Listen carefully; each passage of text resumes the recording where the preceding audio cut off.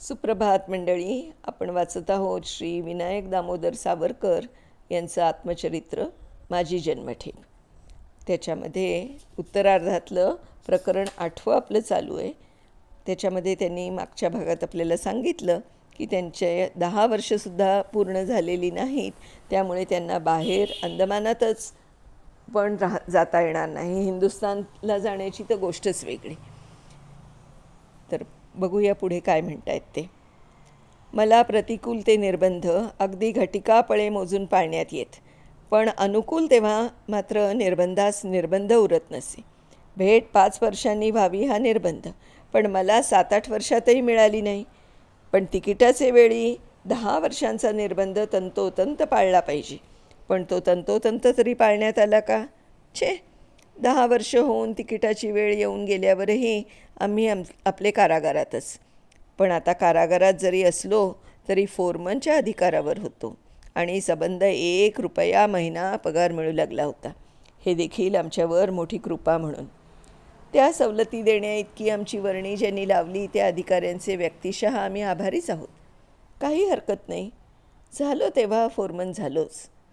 इतरांनी जेव्हा आम्हास विनोदाने म्हणावे, तुमच्या मागून आलेले अगदी अल्पशिक्षित बंदिवान देखील मोठे मोठे बाबू होऊन अधिकार गाजवीत असता तुम्हास नुसते तेल गोदामाचे व्यवस्थापक नेमले ना, काय हे?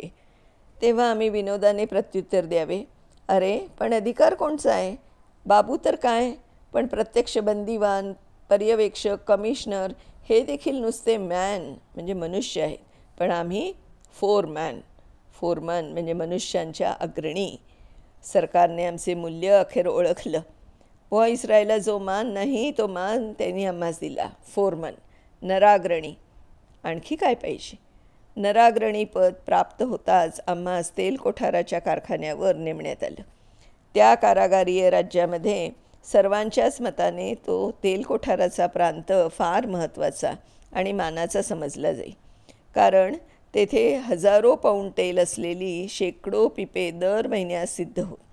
अंदमानातील मुख्य उत्पन्न नारळाचे. ते सर्व नारळ फोडून बिडून त्या कुख्यात कोलूत जे तेल निघे ते सर्व या तेल कोठारात 2-3 मोठ्या मोठ्या टाक्या भरून ठेवण्यात येई. अजस्त्र पिपे त्या तेलाची मागणी येताच भरली जात आणि रंगून कलकत्ता इत्यादी ठिकाणी हजारो रुपयांचे ते सामान धाडले जाई. हे त्याची मुखल्या आंतरराष्ट्रीय व्यापाराचे मुख्य केंद्र. हा त्या कारागारीय राज्यातील महत्त्वाचा प्रमुख प्रांत. आता आम्ही त्याचे अधीप झालेलो होतो. इतरास मत्सर वाटावा असं ठिकाण, असं वैभव आमच्या ठायी आलं होतं. अर्थात तेथील ऐश्वर्याचे आणि सुखाचे वर्णनास एका स्वतंत्र आणि नवीन प्रकरणाचाच मान दिला पाहिजे. हिंदीस राष्ट्रीय भाषा म्हणून सन्मानण्याचा आणि तिचा शक्य त्या उपायांनी प्रचार करण्याचा आमचा प्रयत्न इसवी सन 1906व्या वर्षापासून सारखा चालू होता. इंग्लंडमध्ये असताना अभिनव भारताचे सभासद प्रत्येकी रात्री निजावयास जाण्यापूर्वी एकत्र आणि एकस्वराने जो आपला राष्ट्रीय संकल्प पुनरावृत्त करीत असत, त्यात हिंदुस्थानास स्वतंत्र करावयाचे, हिंदुस्थानास एकराष्ट्र करावयाचे, हिंदुस्थानास लोकसत्ताक करावयाचे या सूत्रांसह 4थे सूत्र घोषित केले जाई की हिंदीस राष्ट्रभाषा करावयाची, नागरीस राष्ट्रलिपी करावयाची. या धोरणानुरूप अंदमानात संघटना आणि प्रचार करण्याची थोडी बहुत संधी मिळू शकेल असं पाहताच 1911व्या वर्षी आम्ही त्या संघटनेचा जो कार्यक्रम मनाशी ठरवला त्यात हिंदीचा प्रचार हा एक मुख्य विषय होता. ज्या वेळेस हिंदी राष्ट्रभाषा करावी ही कल्पना इतकी अप्रसृत होती की मोठे मोठे पुढारी त्या कल्पनेचा उच्चार करणेही पोरखेळासारखे समजत. सामान्य लोकांस तर ती अपरिचितच होती. लोकमान्यांनी किंवा महात्मा गांधींनी तिचा उघड पुरस्कार करावा इतकं महत्त्व त्या चळवळीस फार पुढे आलं. त्यावेळेस केवळ नागरी प्रचारणी सभा आणि आर्य समाजीयातील काही लोक हेच विशेषतः याच चळवळीचे पुरस्कर्ते होते. श्रीमद दयानंद सरस्वतींना हिंदी राष्ट्रभाषा आहे हे घोषित करण्याचं नव्हे, तर तीत राष्ट्रीय दृष्टीने ग्रंथ लिहिण्याचाही पहिला मान आहे यात शंका नाही. अशा स्थितीत जेव्हा आम्ही 1911पासून सर्व बंदिवानांना आणि साऱ्या बंदींना हिंदी शिक्षण घेण्याचा आग्रह करू लागलो, तेव्हा हिंदी ही भाषा आहे की नाही या विधेयापासूनच विवाद करावा लागे. महाराष्ट्र आणि इतर दाक्षिणात्यास हिंदी भाषा हा शब्दही नवीन वाटे. त्या भाषेस ते मुसलमानी भाषा म्हणत, कारण दाक्षिणात्य मुसलमानांची तीच मातृभाषा, निदान समाजभाषा असते. उत्तरेकडचे जे बंदी त्यास ती हिंदूंचीच भाषा आहे इतकंच नव्हे, तर ती 8 कोटी हिंदू मुसलमान आजच मातृभाषा म्हणून बोलतात हे माहीत आहे. परंतु तरीही ती राष्ट्रभाषा होण्यास पात्र नाही असे ते म्हणत. कोणी म्हणे तिला व्याकरण नाही, कोणी म्हणे वाङ्मय नाही. हिंदीस राष्ट्रभाषा न मानण्याचा आग्रह मद्रासी इत्यादी लोकात दिसणं स्वाभाविक आहे. परंतु तो बंगाली युवकातच तिथे विशेष दृग्गोचर होई, कारण त्यास बंगाली राष्ट्रभाषा व्हावी अशी स्वाभाविक महत्त्वाकांक्षा होती. खरं पाहता हिंदीच्या खालोखाल संख्याबळाने बंगालीलाच राष्ट्रभाषा होण्याचा अधिकार आहे, कारण त्यांची भाषा 4 कोटी लोक बोलतात आणि ती मराठीप्रमाणे साहित्यातही हिंदुस्थानी भाषात पुढारलेली आहे. तथापि हिंदीच राष्ट्रभाषा होण्याची अधिक योग्यता आहे ही गोष्ट बंगालचे एक पुढारी श्री मित्र यांनी फार पूर्वी मान्य केली होती. इतकंच नव्हे तर तिचा त्यांनी पुरस्कार करून एक मासिकही चालवलं होतं. या सर्व आक्षेपांचे वारंवार निरसन करून साहित्य, व्याकरण, प्रौढता, भवितव्यता आणि क्षमता या गुणांनी संख्याबलाप्रमाणेच हिंदी ही राष्ट्रीय भाषा होण्यास योग्य आहे नव्हे, अपरिहार्यपणे तीच राष्ट्रभाषा पूर्वीच झालेली आहे हे मी नाना कोटीक्रमाने सर्वांस पटवी. तेवढ्यासाठी हिंदीचे जुने उत्तम ग्रंथ आणवले. नवीन साहित्य हिंदीत नाही हे खरं, पण ते आता इतक्या गतीनं उत्पन्न होत आहे की आपण सर्व यत्न करू तर ते एका 5 वर्षात जगात देखील महत्त्व पावेल इतके उत्तम होईल. हिंदी राष्ट्रभाषा करावयाची नाही, ती राष्ट्रभाषा होतीच मुळी. रामेश्वरचा बैरागी आणि व्यापारी हरिद्वारला हीच भाषा बोलत पृथ्वीराजाच्या साम्राज्याच्या आधीपासून जात येत आलेला आहे. अशा अनेक युक्तिवादांनी आम्ही राजबंदीस हिंदी शिकण्यास प्रवृत्त करावे, त्याचप्रमाणे इतर बंदीसही. आमचा शिक्षणक्रमच असा असे. प्रत्येक राजबंदीने इतर प्रांतांच्या भाषा शक्य तितक्या शिकाव्या. अंदमानात हे ज्ञान संपादन करण्याची उत्तम संधी होती. त्याप्रमाणे आम्ही स्वतः बंगाल्यास हिंदी आणि मराठी, मराठ्यास हिंदी आणि बंगाली, पंजाबीस त्यांच्या आणि त्यास पंजाबकडच्या गुरुमुखी इत्यादी भाषा शिकवित असे. शेवटपर्यंत हा उद्योग सारखा चालत होता. गुजराती राजबंदी अगदी शेवटी आले, परंतु त्यासही हिंदी लिपी आणि भाषा शिकवून हिंदी पुस्तके वाचता यावी इतकं शिक्षण त्या अवधीत दिलं गेलं. इतर बंदिवानास तर प्रथम हिंदी भाषा शिकवली जावी आणि नंतर इतर, असे 10 वर्ष आमचे आणि आमच्या साथीदारांचे परिश्रम अव्याहत चालले होते. यासाठीच एक उत्तम हिंदी ग्रंथालय एकत्र ठेवता येईना म्हणून फिरते कसे ठेवले होते ते मागे सांगितलेच आहे. या ग्रंथालयार्थ द्रव्य निरनिराळ्या रूपाने मिळवित होतो.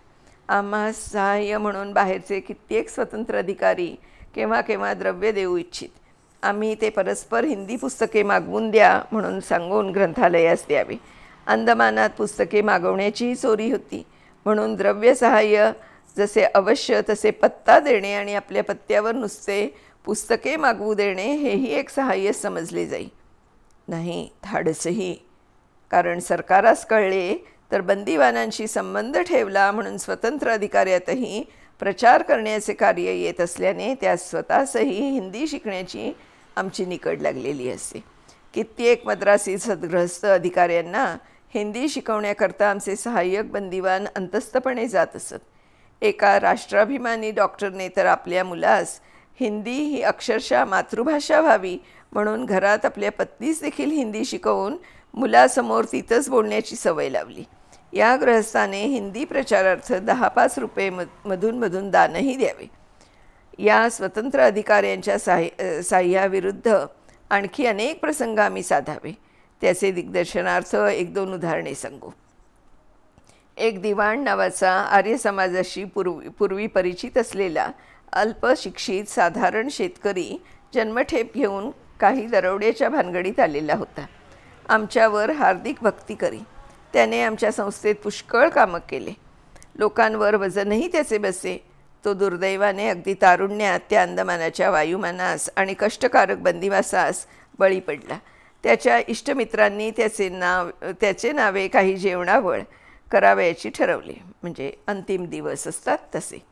आम्ही त्याचे मन बळवून ते पैसे त्याचे नावे हिंदी ग्रंथ आणि क्रमिक पुस्तके घेऊन ते ग्रंथालयास आणि दरिद्री बंदिवानास दान देण्याचे ठरवले. बिहारी नावाच्या एका मनुष्यास फाशीची शिक्षा झाली. त्याने काही द्रव्यदान देण्याचा नवस केला. ती शिक्षा योगायोगाने रद्द झाल्यामुळे त्याने ते दान कसं द्यावे हे ते विचारलं. माझ्या उपदेशाने जेवणावळी जवळजवळ बंदच असत.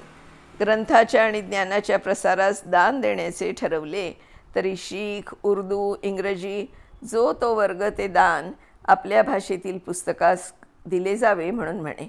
आणि आम्ही विरोध केला की म्हणत यांना राष्ट्रीय भाषेच्या गोंडस ढोंगाखाली बंगाली, पंजाबी इत्यादी भाषा मारणं आहे. पण आम्ही सांगावं की मराठीस ते दान मागत नाही. तसं असतं तर शंका एक वेळ ठीक होती, पण हिंदीच द्या. मी स्वतः गुरुमुखीसुद्धा त्या प्रांतिक भाषा शिकलो आहे. इतरास बंगाली इत्यादी स्वतः शिकवी देखील. मला मराठीही मारावायची आहे की काय, पण आपला प्रांतिक अभिमान राष्ट्रीय हितापुढे बळी दिला पाहिजे असे समजावीत अंती आम्ही त्या पैशातून हिंदी पुस्तके मागविण्यास त्या बंदीचे मन वळवले आणि अलाउद्दीनसारख्या लोकप्रिय पण जुन्या वळणाच्या ग्रंथापासून तो नागरी प्रचारणाच्या नवीनातील नवीन ग्रंथमालेपर्यंत 100 रुपयांचे ग्रंथ मागवले. आम्हा स्वतःला अलाउद्दीन फार आवडत असे. ज्या बंगाली स्नेह्यांचे मत हिंदी प्रौढ नाही किंवा तिला वाङ्मय नाही असे, त्यांना ती कशी गमनशील होत आहे ते दाखवण्याकरता तिच्यातील गुरुकुलातील किंवा इतर उत्तम ग्रंथ प्रसिद्ध होताच आणून बळे दाखवे. त्यांना ते केव्हा केव्हा आनंदकारक न वाटता अपमानकारक निदान दुष्ट हेतूचे वाटे, पण तो हेतू विपर्यास सहन करूनही ते मी करीतच राहावे. शेवटी हिंदी राष्ट्रभाषा आहेच ही बुद्धी इतकी सार्वत्रिक झाली की ती सिद्ध करीत बसण्याच्या स्थितीतून सिद्धांताच्या स्थितीप्रत पोचली. शिखांचं मन हिंदीकडे वळवण्यास निराळा युक्तिवाद उपयुक्त होई. त्यापैकी पुष्कळास श्री गोविंद गुरूंचे विचित्र नाटक इत्यादी ग्रंथ आणि सूर्यप्रकाशादिक इतिहास शुद्ध व्रजभाषेत म्हणजे जुन्या हिंदीत आहेत हे माहीत नसे. परंतु एकदा त्यास हिंदी त्यांची धर्मभाषाच कशी आहे आणि गुरुमुखी हे केवळ एक लिपी काय ती आहे हे समजावून देण्यात आलं की त्यास हिंदीचे राष्ट्रीयदृष्ट्या नव्हे तर पंथदृष्ट्याही महत्त्व वाटू लागे. गुरुमुखी संबंधी आमचं मत कारागारातील त्या ग्रंथाच्या अभ्यासानं असं झालं की ती गुरूंनी शोधून काढली आहे लिपी असं परंपरेचं मत ऐतिहासिक नसून त्याचा अर्थ इतकाच आहे की त्यावेळी पंजाबात प्रचलित असलेल्या लोंडीमुंडी म्हणजे मोडी इत्यादी व्यापारिक आणि प्राकृत जनातील लिपींपैकीच गुरुने ती निवडलेली एक जुनीच लिपी होती. शीख धर्मग्रंथ शास्त्रीत म्हणजे नागरीत न लिहिता त्या सामान्य लोकात प्रचलित असलेल्या लिपीत लिहविले, जसे बुद्धाने पालीत. म्हणून काय ते तिला गुरुमुखी हे नामाभिधान मिळाले. हा विषय स्वतंत्र आहे. ओघाने विषय निघालाच म्हणून उल्लेख करून ठेवला आहे. ही उपपत्ती आजवर कोणाही विद्वानांनी पुरस्कार केलेली नव्हती हे आम्हास तेव्हाही माहीत होतं. तिचे यथार्थत्वाचे वा अयथार्थत्वाचे दायित्व सर्वस्वी आमच्यावर आम्हास माहीत आहे तोपर्यंत तरी अनन्यपणे आहे. याविषयी अनेक ग्रंथींशी आणि शिखेइतिहासज्ञांशी आम्ही अनेक वेळा चर्चा करावी. मंडळी, याच्या पुढचा जो भाग आहे तो आपण उद्या वाचूया. तोपर्यंत बाय.